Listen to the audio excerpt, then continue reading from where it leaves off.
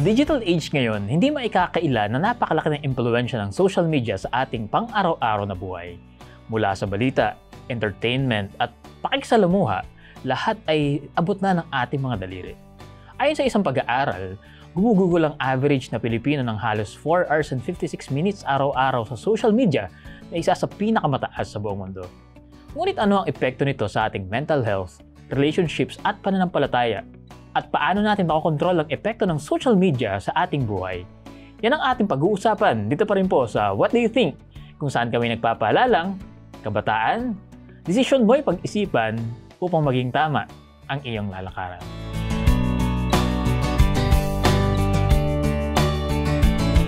Magandang araw muli sa inyo mga kabataan. Ako muli ang inyong kuyang host na si Wilmer Estrito at ako po ay excited na talakayin ang napapanahong paksa na ito, ang social media at paano natin makakontrol ang epekto nito sa ating buhay.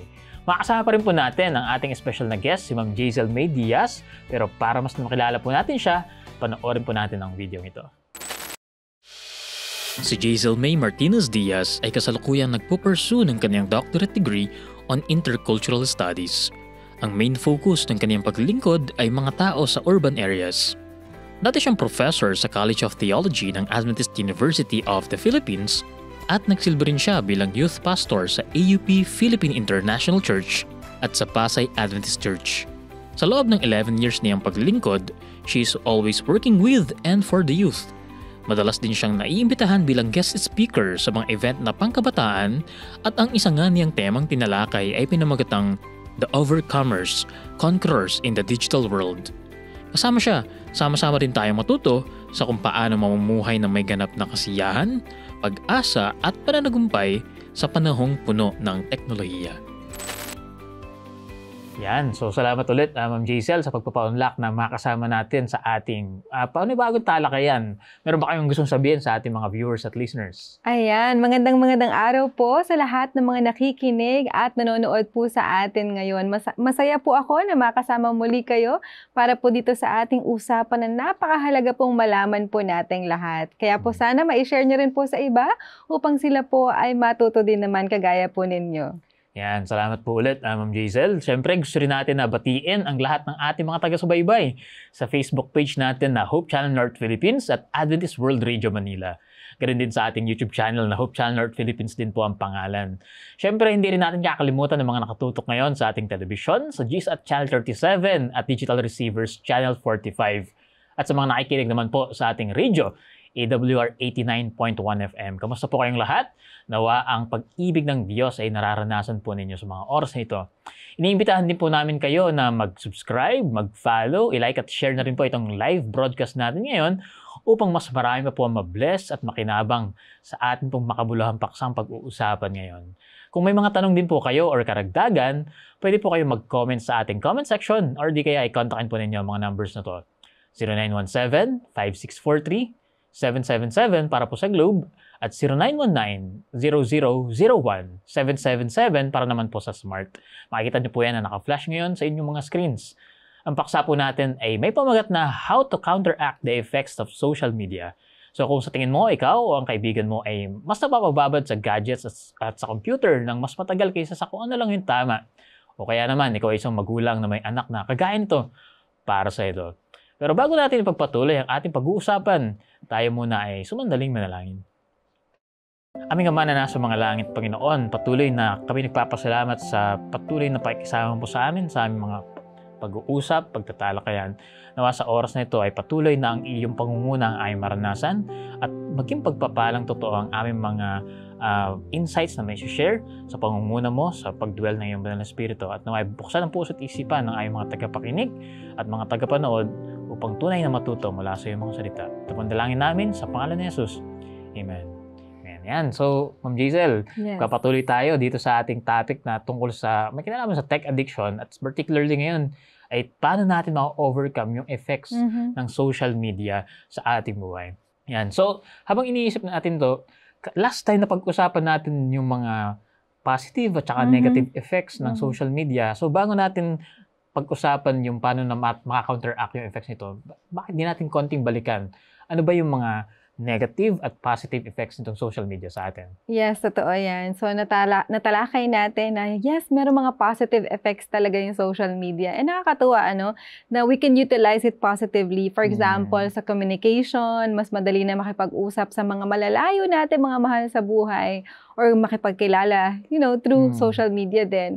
At the same time, nagkaroon din tayo ng access sa a lot of information, especially mga educational information, na marami tayong natututunan even through social media, Ang social media din, ang positive effect is meron tayong platform para sa ating mga advocacies, whatever it is, lalo higit kung yung advocacies natin ay makakatulong sa ibang tao, then we have the social media to share it with. At the same time, through that, nagkakaroon tayo ng napakaraming career opportunities and maraming paraan para mag-grow tayo personally or self-growth, ganyan, through social media din. So, totoo, di ba, Wilmer, ang daming positive effects. Pero yun nga, meron din talaga siyang mga negative effects, kagaya nung una sa lahat, nagiging addict tayo. And with that, nauubos po yung oras natin. And kasama din doon yung mga mental health issues, na kapag tayo ay nabash or na-criticize, madalas nadidepress tayo, bumababa yung self-esteem natin, at marami pang iba that affects our emotions and our mental capabilities, Ganun din, pag marami tayong nababasang mga fake news, ganyan, or mga misinformation, nadadaya po tayo, And yun nga, isa pang part ng negative effect is yung pagkawala ng privacy natin, na lahat na lang ipapublic, lahat na lang ipopost, na it also entails a lot of dangers sa buhay natin, Pwedeng simulan ng kidnapping or whatever na talagang delikado sa buhay natin. And then, ang pinakamalala effect nun kapag yung ugali natin, yung karakter natin ay nababago na because of so much exposure sa iba't ibang klaseng ugali, behavior, character, even violence na meron sa social media. So makikita natin na marami nga pala talagang positive, nga lang meron din talagang mga negative na effects itong social media sa atin. Lalo sa ating mga kabataan. Naalala ko, marami akong mga bagay na na-explore dahil sa social media. I mean, nakita ko lang naman sa ads dati tungkol sa Facebook ads, paano matututo nun, paano rin matututo ng funnel building.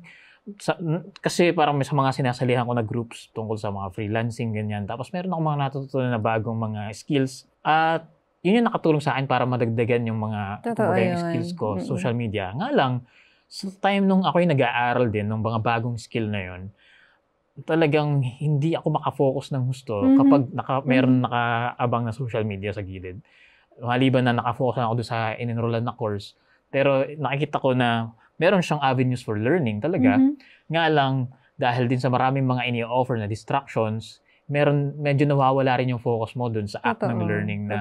So, parang dun sa aspeto na yun, nakakita ko yung positive, pero at the same time, nakaka-counteract yung positive ng negative din. So, talagang napakahalaga na makita natin kung paano mababalanse yung paggamit nito, paano natin may-utilize yung positive, at paano naman natin maiiwasan yung negative. Ano nga ba yung mga paraan para mabalansin natin yun, Ma'am Jazel? Ayan. So, maraming paraan, and maganda nga, magawa natin siya, ma-apply natin siya sa buhay natin.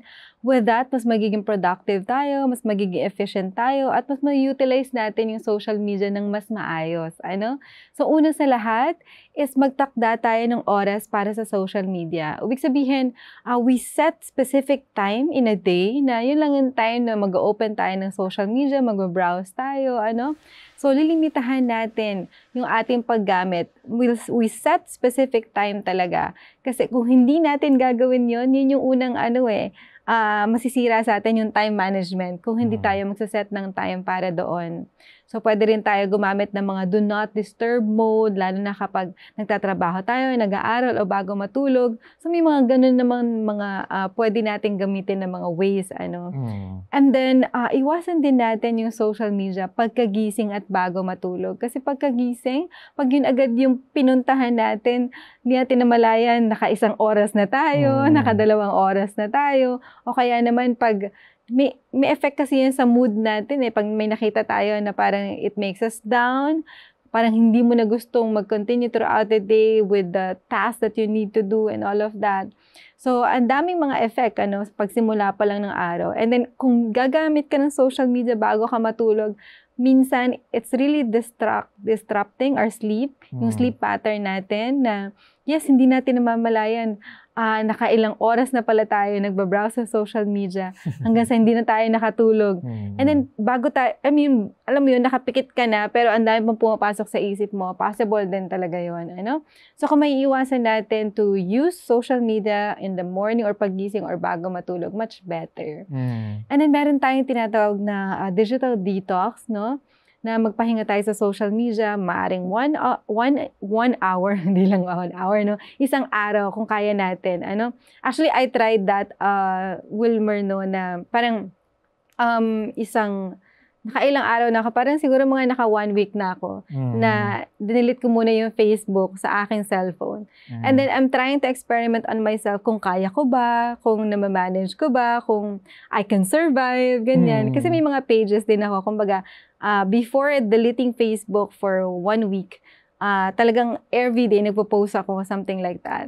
So, alam ko na nandun yung temptation, nandun yung struggle within me, kung kaya ko ba o hindi, ganyan. Dahil gusto mo rin mag-post pa rin. Yes, parang gano'n. Parang gusto ko rin mag-post, gusto ko makita yung mga updates from other people, ganyan. And then one time, may nag-chat sa akin, Ma'am, this person will be one of the speakers sa Week of Prayer in our school. So, parang natitempt ako to install it again. Install it again. And then so I could watch the sermon. And then that means I would put the Facebook on. Parang ganun. So what happened is, so in-install ko nga at that moment, binalik ko yung Facebook and then pinanood ko siya. After watching it, or during watching it, na-realize ko, ay, pwede nga pala sa YouTube nga. Bakit kinalaya mo pang install? Bakit nga ba sa Facebook ko pinanood? Pwede nga pala sa YouTube kasi may din sila account sa YouTube. So tinanggal ko ulit and then yes, I realized I could go to YouTube. So some mga sermon, online, ganun. So, tinanggal ko siya ulit. And then, after a few days, na-realize ko, ay, kaya ko palang mabuhay.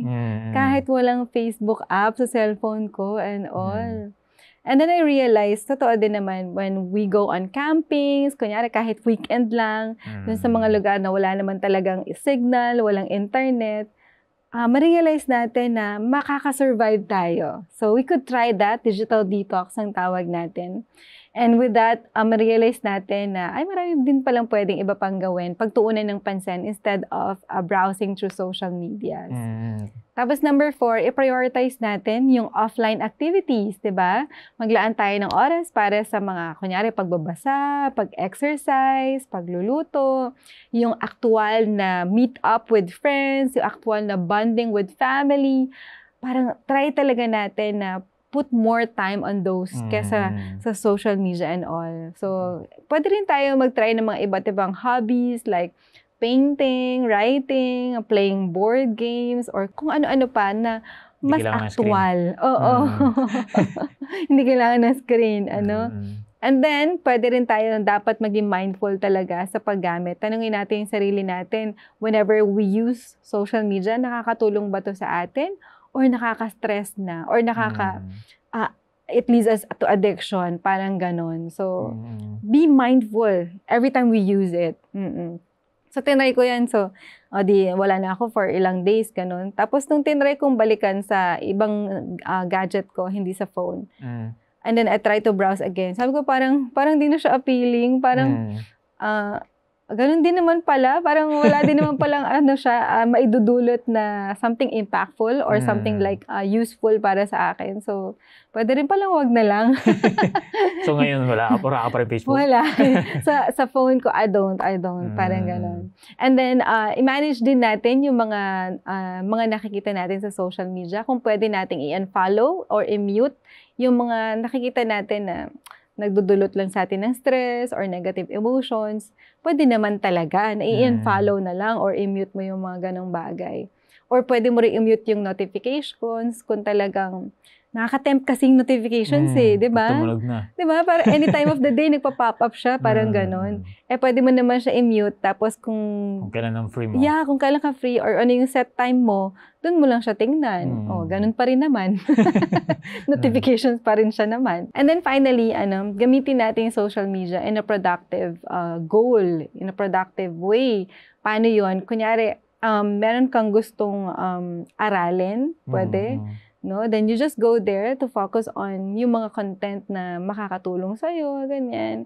And yung alam mo na very useful para sa'yo. Kasi for example, meron akong fina-follow na isang page na about parenting, parang ganun. So, pwede kasi yun na use social media to just go there, to read those mga posts nung tao na yun about parenting. Meron din akong fina-follow na parang devotional siya. So, parang everyday nagpo-post yung author ng devotional. So, you just go to social media to read those things para mag-grow ka, para talagang you learn something, parang ganun. Pero madalas meron din gumagamit ng social media ngayon about mga online programs like this, ganyan. And then meron din mga church programs, ganyan. So, yeah, I think maging intentional lang tayo in our goal, kung bakit tayo gumagamit ng social media, then we can really balance out na yung good things lang yung nakukuha natin instead of the bad things, So, medyo kailangan ng disiplina, Wilmer. Tama. Pero makikita natin, meron talaga mga sitwasyon na part talaga ng kanilang living, yung social media. Totoo. O kaya itong technology. Meron ako mga ilan nakilala ng mga social media manager, di ba? Parang gusto ko sabi nila, may mga meme nga na pinapost sa group. Parang gusto ko na mag-social media detox. Nakalimutan ko social media manager nga pala ako. Yun nga lang. Pero makikita natin, no, na yung mga negative na effects. Halimbawa, meron akong alam na ang ginawa niya, bumili siya ng treadmill habang nakaharap siya sa kanyang computer. Totoo. Para ma-counteract na yung effect ng social media na o kaya ng gadget using na pagkakaroon ng sedentary na lifestyle. So, maka-counteract niya yun na habang ginagawa niya yung kanyang trabaho, ay nakakapag-exercise pa rin siya. That's good, so, diba? Yun ang ginagawa ng ilan na nakikita ko. Pero halimbawa, sa mga estudyante, sa ngayon, part na talaga ng mga pamumuhay ng estudyante ay yung gadgets nila. May mga group chat, di ba? Totoo. May mga team sila, Google Classroom, mga ganyan, na kailangan nila na maging updated sa mga, halimbawa, kung merong announcement, merong mga assignment, merong mga projects, paano ang paraan nila madidisiplina yung sarili nila na yung particular lang na kailangan nila sa pag-aaral nila, ang inaabangan nila, pero at the same time, kapag masyado sila nag-aabang doon, meron din silang mga ibang mga pop-ups na makikita habang inaabangan yun. Paano kaya yun mababalance? Pero totoo yan, Wilmer, kasi talagang hindi nila maiwasan to use online or digital things, you know. Pero, for example, on my end, I use Messenger. Kasi ang Messenger, para ka lang ding may text, nagte-text ka sa cellphone, parang ganun. So, possible na you don't receive a lot of feeds.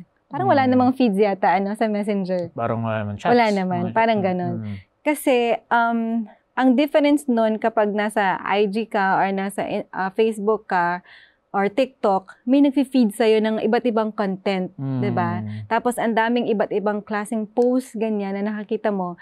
That is very enticing. And that is really consuming our time. Pero kung yung mga, for example, kahit yung mga Google Meet, ganyan, sa mga chat box lang, actually, pwede mong malimit Pwede mong ma-control na you receive so much, parang ganon. Hindi ka na-feed ng so much. Unless you go to a lot of chat group na talagang maraming sinesend na mga link and all. Yun yung parang matatempt ka, di ba? Pag puro nando ka sa chat group na may mga link sila na sinesend na galing sa iba't ibang mga platform. So, I believe marami talaga na a challenge to that. Pero kung pwede nilang i-off yung mga notifications talaga, malaking tulong yun. Tsaka siguro kung meron talaga lang silang ine-expect na alam nila na merong assignment, sa kanila siguro abangan yon. Meron projects, di ba? Meron talagang requirement na kailangan abangan. Pero hindi naman everyday siguro kailangan may announcement doon or kaya nga merong mga classrooms ngayon. I mean, face-to-face na rin naman yun. Pero sa school, Wilmer, we usually use email. Kasi sa email, you could check it without any things na nakikita ka talagang words lang or letters lang, parang ganyan. And that's the official way to announce things to students and to teachers, ganyan. So, mas prefer natin yun. Although, yung iba talagang easy access kasi pag Facebook, pag Messenger, Pero the best would be for the organizations to really use email talaga. Although hindi yun ganun ka nakikita ng mga teenagers or ng mga estudyante, pero yun yung pinaka-proper talaga. Pero in a sense, kung halimbawa ay magiging way din yon para i-prepare sila sa career. Diba? Mas professional na ginagamit talaga ay yung emails. So kung sa student life pa lang, masasanay sila na yun ang gamitin, mapiprepare sila sa kumbaga sa career world nila. Kumbaga, hindi naman lagi messenger lang ang gamit kumbaga pagdating sa totoong trabaho na. So yun. So, maraming paraan para makita natin na mabalanse yung negative at saka yung positive na effects nitong social media. At ang kailangan lang natin talaga ay maging intentional, di ba? Maging discerning tayo. Ito yung kailangan na gawin ko at kailangan ko i-utilize ang social media para dito. Pero ito hindi ko kailangan kong i-box ito, di ba? Parang nangyayari, malinaw lang sa atin yung gusto natin na i-achieve sa day na to at yung social media ay tool lang para ma-achieve yung goal na yun. Hindi yung social media ay magdi-distract sa atin para hindi natin ma-achieve yung gusto natin na i-achieve within that day, di ba? So, yun.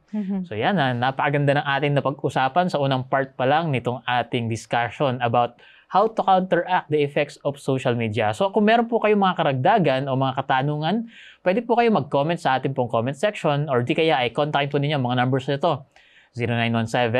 0917-5643-777 para po sa Globe at 0919-0001-777 para naman po sa Smart. Makikita niyo po yan na naka-flash ngayon sa inyong mga screens. Pero bago po natin ipagpatuloy ang ating pong pag-uusap ay pakinggan po muna natin ang isang magandang awitin.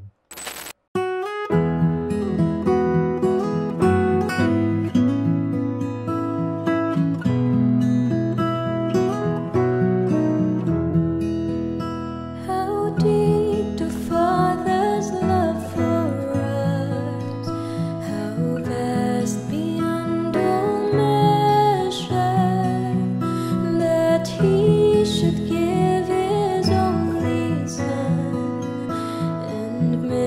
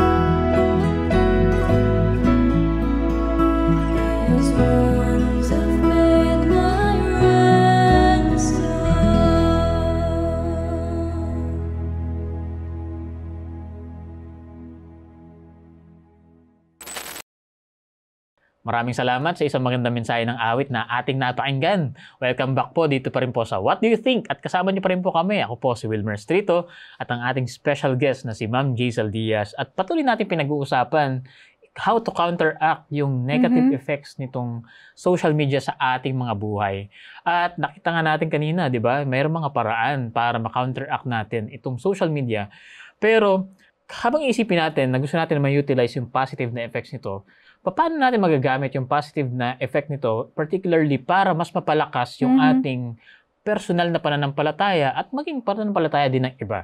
Pwede, no, na we utilize the positive effects or positive usage para mas maging better tayo spiritually din.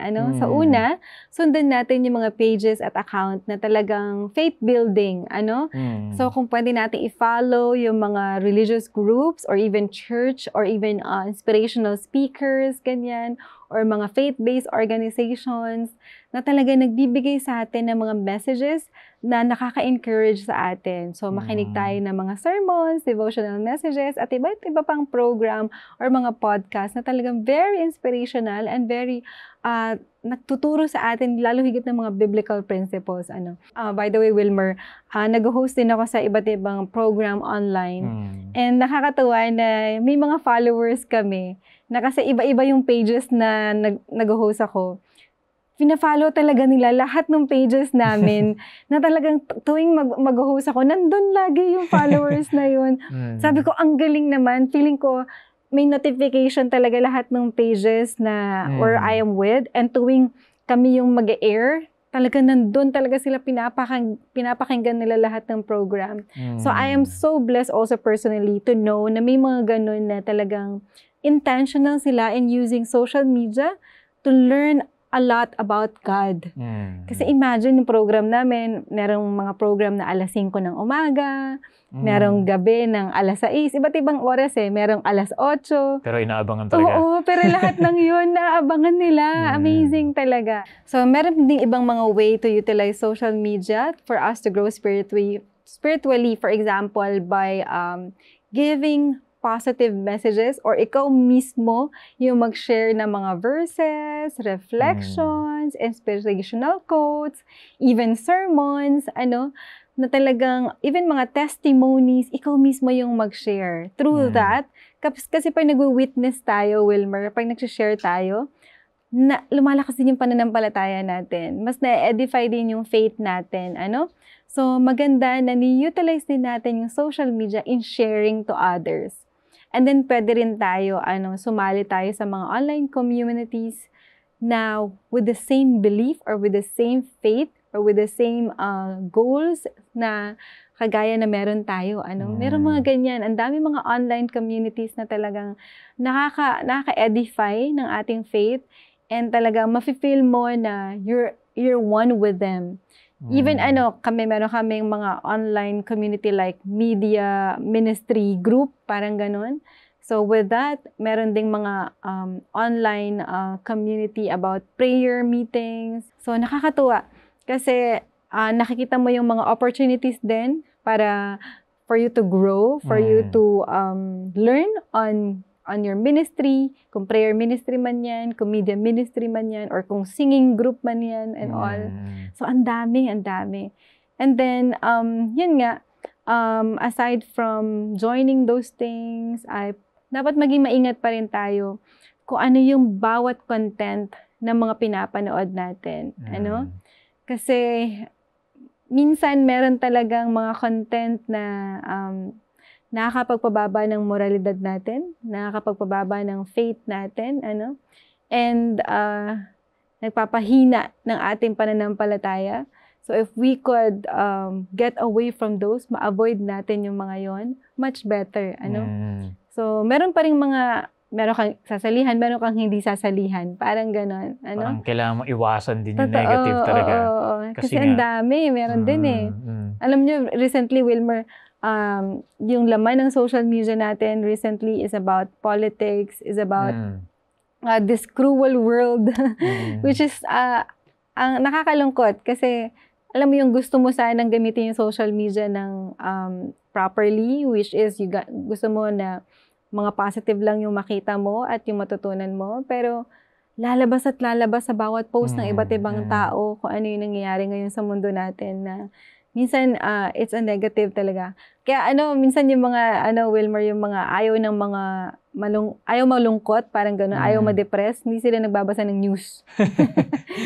Kasi yung mga news talaga puro masasama ang kadalasan ng mga balita. Totoo, diba? And very depressing kasi talaga siya, parang gano'n.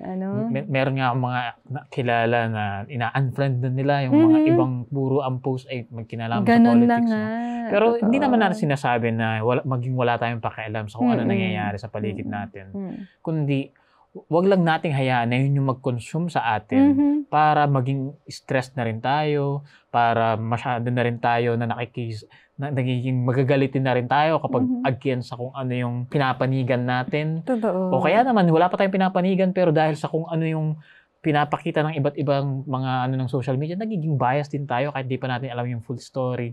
So makikita natin, hindi natin sinasabi na wag tayo maging walang pakialam sa nangyayari sa paligid natin, kundi wag nating hayaan na yun na magpapastress sa atin. Lalo na kung ano mga nakikita natin sa social media, hindi natin ma-filter kung ano yung tama, ano totoo doon, o kung yung fake news na lang. Yeah, diba? totoo. So, yun yung makikita natin. Kaya the other thing we can do is talagang magtaguyod tayo ng kabutihan at pagkakaisa, alam mo yun, sa kapwa natin, na we could utilize social media in doing or in promoting volunteer activities or yung mga humanitarian or charity works, parang ganun, na imbes na mas makita na ibang tao yung mga hate natin, sana makita nila yung love na sineshare natin sa ibang tao, So, maging boses tayo ng love, ng respect, ng peace dun sa ibang mga tao, And then, iwasan natin yung mga toxic at negative discussion.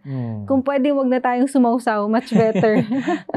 Minsan kasi parang may apoy na nga, pag niningasin mo pa yung apoy, parang ganun, manggagatong ka pa, pwede namang iwasan mo na lang. Yun nga lang, kokontrolin mo yung sarili mo. Ang dami pa naman, ang dami sa social media, marami mga tao na ang lalakas ng loob pagdating sa sa comment section. Anong tawag nila sa ganyan? Keyboard warriors, di ba? Kapag, may nakikita ko, di ba? Kapag, halimbawa, basketball. Ang daming komento, traveling to, sabi, ang daming coach sa comment section na. O kaya naman, sa mga showbiz, marami din mga kanya-kanya na mga nabuong istorya tungkol dun sa particular na tao na yun.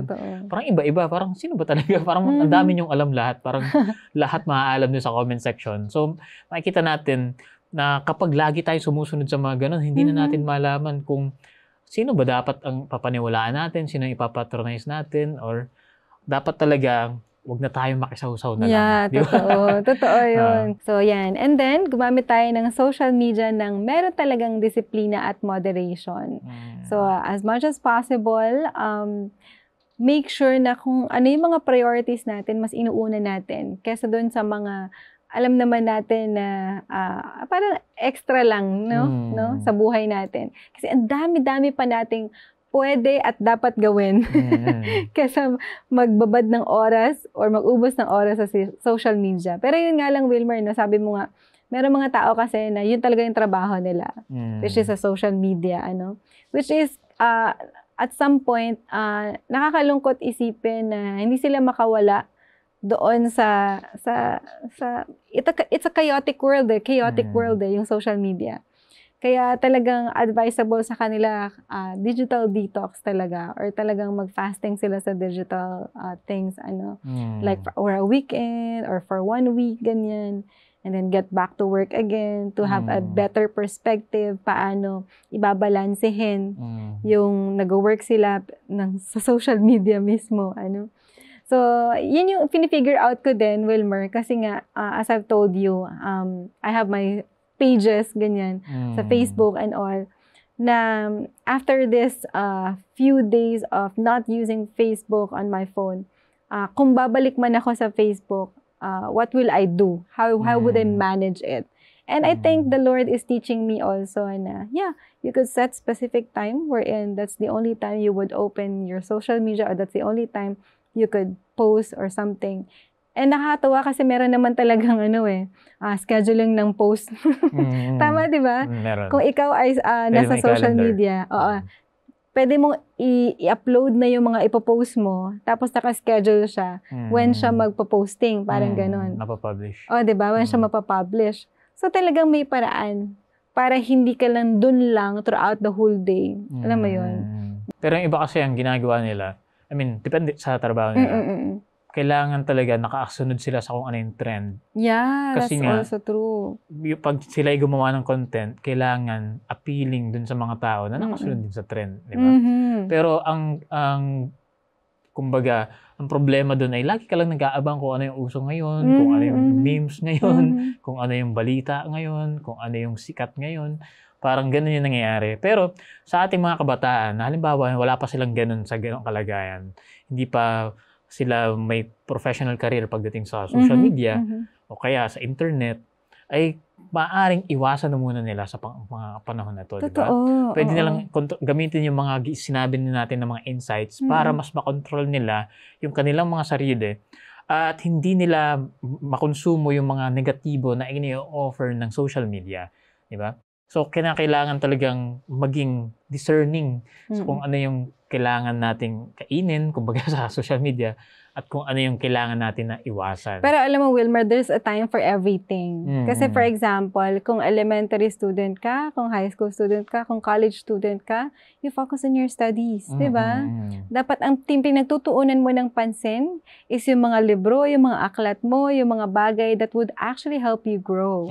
It's not a time for you to actually dwell on social media or to work, you know, or to have a career using this digital things, Kasi talagang ang time para sa iyo, kung ang edad mo ay around 20 pababa, is really educate your things with a lot of the learning materials that we have in school, di ba? Pero kung yun nga, nagtatrabaho ka na, young adult ka na, then that's the time talaga na you explore a lot of career opportunities, di ba? And nakita nga natin, ito na yung trend ngayon, na ang nagbo-boom talaga na career opportunities are online, di ba? So talagang challenging sa mga young adults po. Sa mga young adults. Yeah, sa mga young professionals po natin, And since mas knowledgeable din naman tayo as young adults, as young professionals na may negative at positive effects to, then I think we could be better disciplined. Parang I think we could make better choices, ika nga, Kasi kung sa younger generation, sa mga bata-bata pa, para kasing madali pa silang matempt, madali silang masway, kasi nga, bata pa sila, kumbaga impulsive pa and all. Saka hindi pa ganun yung education nila about it, di ba? Pero hindi naman natin generalize, no? Alam ko na mayroong mga kabataan na strong-willed talaga. Mas we praise the Lord for isip. that. Oo, totoo. Meron ako mga ilan na kilala na gano'n. At natutuwa ako sa mga ganun na klase. So, pero nakikita ko rin kung paano sila na dwell din sa mga social media, di ba? Ang gusto kong sabihin sa kanila, kung marami kayong oras na nasasayang sa panonood sa social media, gamitin nyo na lang yon sa pagpunta sa mga pwede nyong matutunan, mga dagdag na skills. Habang estudyante pa lang kayo, pwede naman kayo matutunan ng mga skills na pwede nyong pagkakitaan. Di ba? Makapag-build sa inyo, makatulong sa inyo mga magulang, para hindi lang sila yung nagastos para sa inyo. Kasi pwede naman, lalo na sa internet, kumbaga, sa freelancing world, kumbaga, ay hindi naman tinitingnan doon yung diploma, kundi tinitingnan ay yung skills mo, yung kakayanan mo na makipag-negotiate, kakayanan mo na makipag-communicate, habang pinapakita mo yung skill na ini-offer mo. Kumbaga, pwede mo yung matutunan.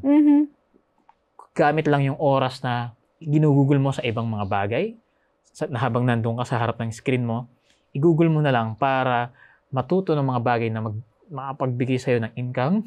Yeah, totoo. At katulad ng sinabi natin, makakapagpalapit sa'yo sa Panginoon, makakapagtuto sa'yo para mas magkaroon ka ng better outlook sa buhay mo. Marami kang mga tanong sa buhay. I mean, sa edad na yon, sa edad na kabataan, maraming tanong sa buhay. Pero marami na rin ang nasagot na makikita natin nasa internet na yung sagot. So, hindi ko naman sinasabi na nasa internet lahat ng sagot, okay? Pero sinasabi ko na maaari tayo makakita ng kapaki-pakinabang na mga kasagutan sa buhay kaysa sayangin natin sa mga bagay na alam natin na hindi naman makakatulong sa atin. Ayan, for example, Wilmer, nung nag-work na ako, parang gusto kong bumalik sa time na nag-aaral ako. Kasi sana, ginamit ko yung mga spare time ko nung nag-aaral ako para matuto ko ng, for example, ng gitara or matuto ng iba't iba pang mga instruments o kaya naman matuto ako ng photography or matuto ng, marami pang skills na pwedeng matutunan. Pwede kang matutong sports like, alam mo yun, hindi lang basketball, pwedeng volleyball, pwedeng even ice skating, parang ganun, na pag nagtatrabaho ka na, hindi mo na mabalikan yun, di ba? Kasi iba na yung focus mo, lalo na higit pag nagpamilya ka na, may iba ka nang binubuhay and all. So kaya, kung kaya ng mga kabataan ngayon na instead na ubusin nila yung oras nila with digital things or sa online things, why not join actual trainings, or learn from actual practical things sa buhay. And then later on, marirealize mo, magiging napaka-useful yan pag nag-adulting ka na. O, di ba? Ano ba yun? Middle age crisis ba yun? Kasi naranasan ko rin yan. O, di ba? Naisip ko rin yan, no? Na ang tagal ko nang gumagamit ng computer noon. Sabi ko, bakit hindi ko pa inaral noon yung animation na ngayon ko palang inaaral ko. Nakikita ko yung mga magagaling na ngayon. Sana ganoon na rin ako kung noon pa lang nasimulan ko na aralin ang computer, ay inaral ko na rin to. Diba? Sana inaral ko na yung tungkol sa skill na to, particular skill na to. Magaling na sana ako dito. Kasi inubos yung oras sa online kasi gaming. Alam ko yung mga bagay na sinayang ko noong time na yun. So sabi ko, kung may babalik ko lang, kung alam ko na to noon. Kaya itong program na to ay one of the ways para pakita na kaya nyo mas maaga pa lang malaman yung mga bagay na pakipakinabang. Hindi nyo kailangan dumating pa sa point na ay sana maibabalik ko pa. Kundi pwedeng matuto na kayo ngayon pa lang, maging discerning na tayo kung ano yung kapakipakinabang at hindi, para hindi natin kailangan na bumalik, na isipin pagdating ng araw na ay sana ganun na lang yung ginawa ko. Totoo. Kasi ako, for example, nasa academe ako, Wilmer, nung nag-work na ako, hindi na ako makapagbasa ng isang book. Parang ang hirap sa akin matapos yung isang book kasi wala na talagang time to read. Tapos sabi ko, sana pala nagbasa ako ng napakaraming libro nung nag-aaral ako. Na talagang lahat sana ng mga vacant time ko, ginamit ko sa pagbabasa. Kasi ngayon, I cannot even read one whole book. Alam mo yun, kasi nga kulang na sa oras. Tingin na lang ng konti. Totoo, ini-scan mo na lang, binabrowse mo lang, pinipili mo na lang, di ba? So, mga kaibigan, mga kapatid, lalo higit mga kabataan po natin, let's use our time wisely talaga. And tingnan natin yung mga sarili natin. Ano ba yung giftedness ko? Ano ba yung skill set ko? Ano ba yung mga pwede ko pang i-improve? And ano yung mga opportunities beside me na pwede ko i-grab para mas dumagdag yung skills ko, mas maging better ako, mas ma-discover ko pa yung talents and giftedness na binigay sa akin ng Panginoon para mas maging effective, productive, and efficient akong tao balang araw. Di ba? Yan. So, yan. Napakaganda ng ating mga napag-uusapan ngayon, no? Nakikita natin na talagang may negative effects yung social media. Meron din positive effect. At nasa atin kung paano natin mababalanse na nakafocus tayo paano ma-utilize yung positive at maiwasan naman yung negative. Di ba? Ngayon naman, ay pakinggan naman natin ang opinion ng ating mga kabataan tungkol sa ating topic today. So, kabataan, what do you think?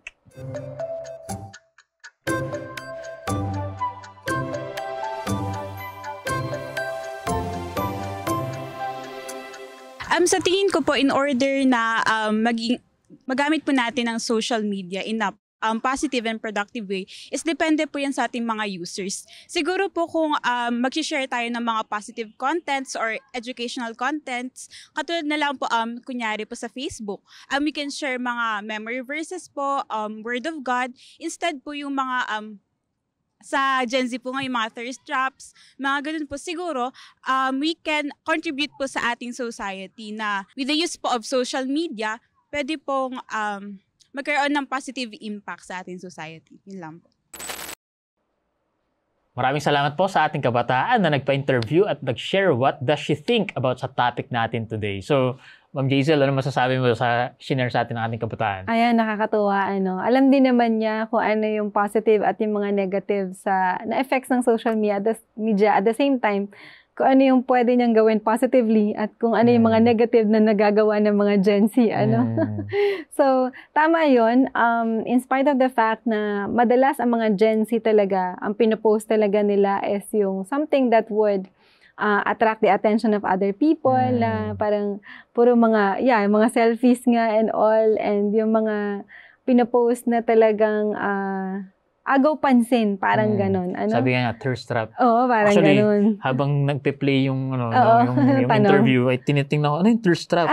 May natutunan tayong bagong term Totoo. mula sa Gen Z, no? So, yeah. Tingin ko marami pa silang alam.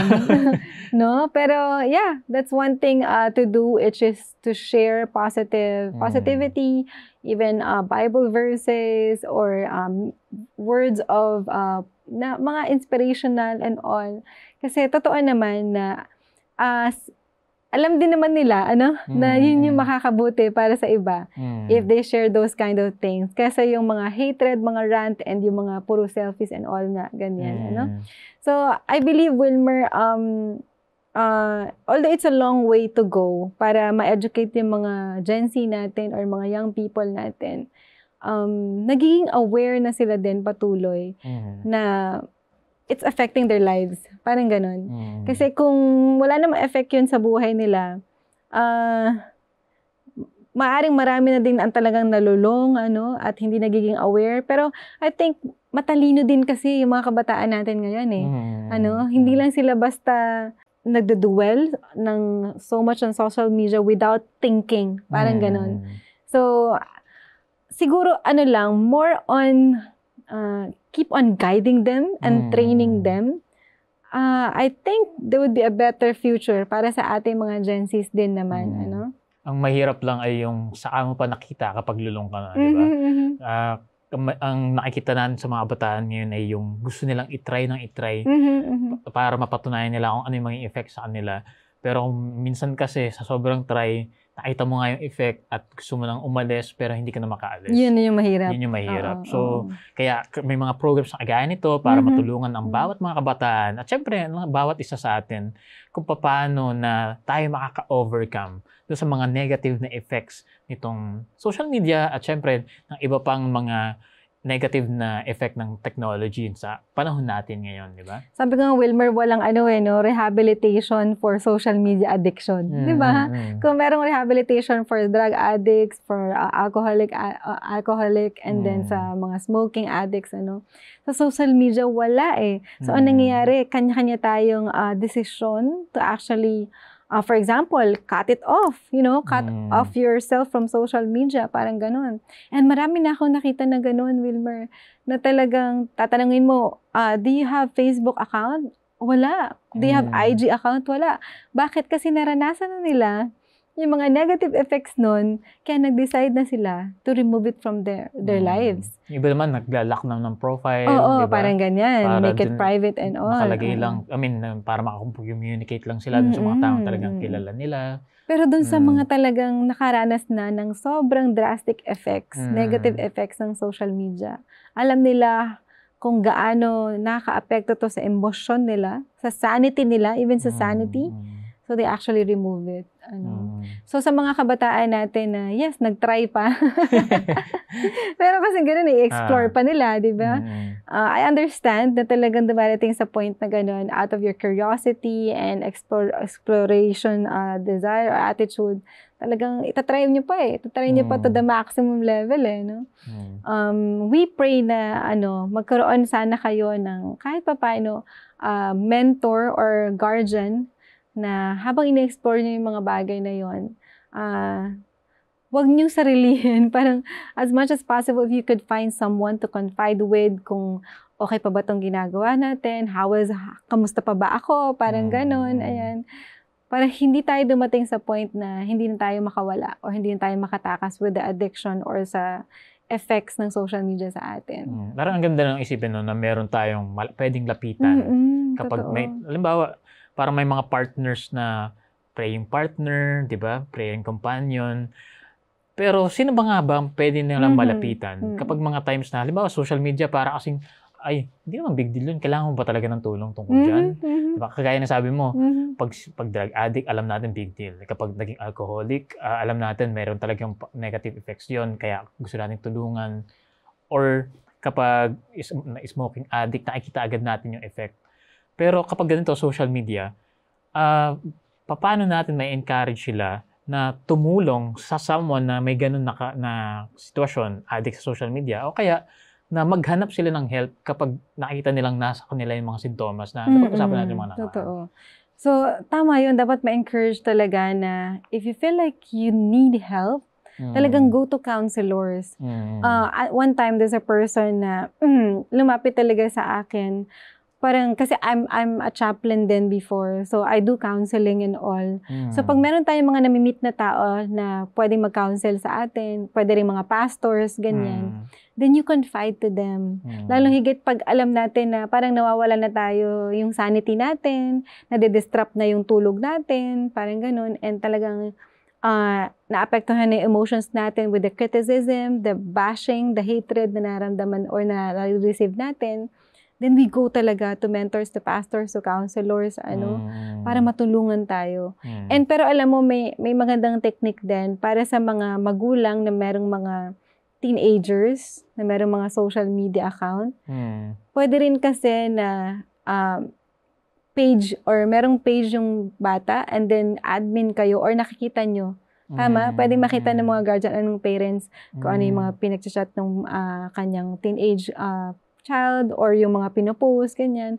And then, pwede mong makita or pag may nakita ka na something like it's against the rules or the principles, you can guide the teenage person na ganito yan, bakit ayoko na ganito yung kachat mo or what, or bakit ayoko na ganito yung pinost mo kasi ganito. And then it's a learning experience, di ba? Kasi yung mga teenagers natin, nag-navigate pa sila sa world even sa social world. So kung may mag-guide sa kanila na guardian or parents, malaking tulong talaga yon.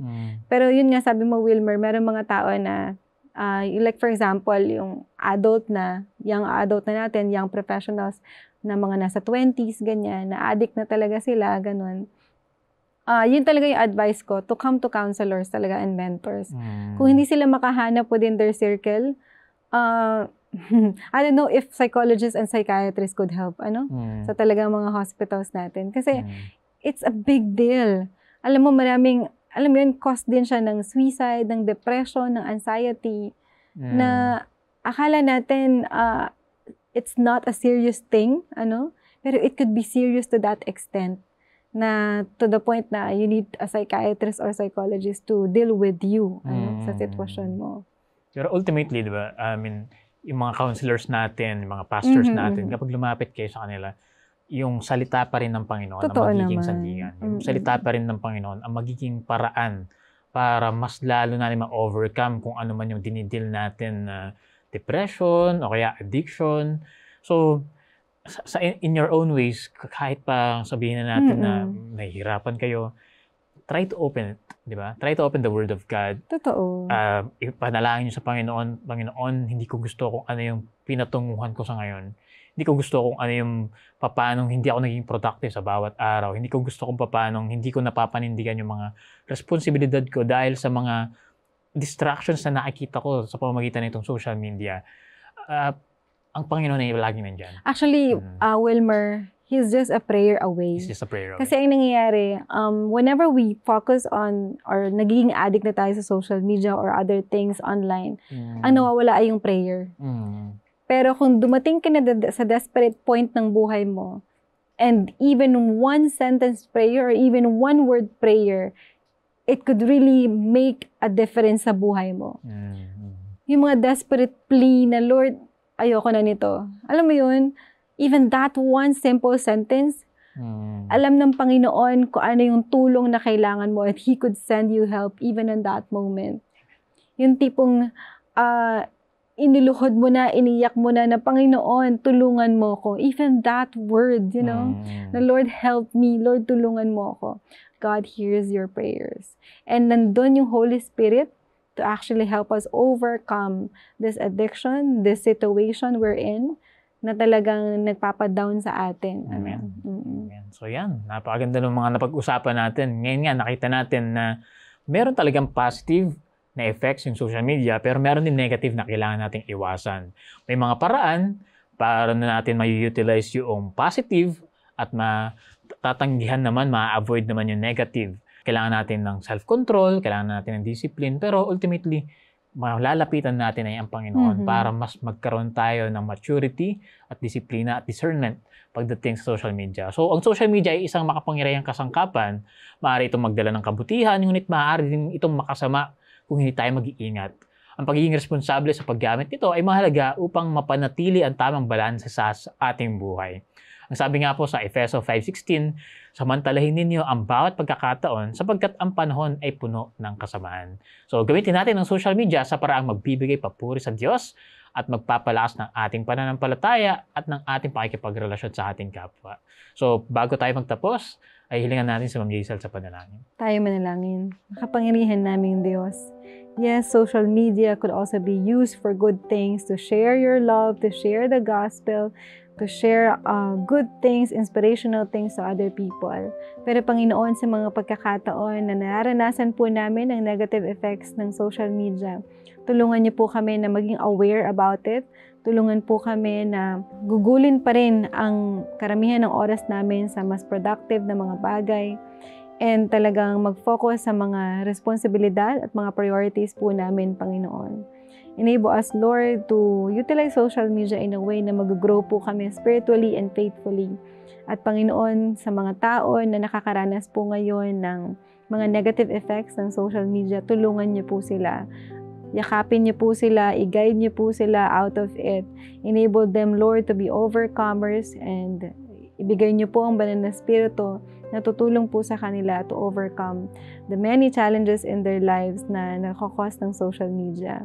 At Panginoon, tulungan din po ang bawat magulang sa pag-guide ng kanilang mga anak in terms of using social media. Ganun din po, tulungan po ang mga naghahanap buhay na related po sa social media na nawa, Panginoon, mabalanse po nila ang kanilang oras. Sila pa rin po ay magkaroon ng mga physical activities o mga activities na mag-enrich ng kanilang personal life instead of going on online things all the time.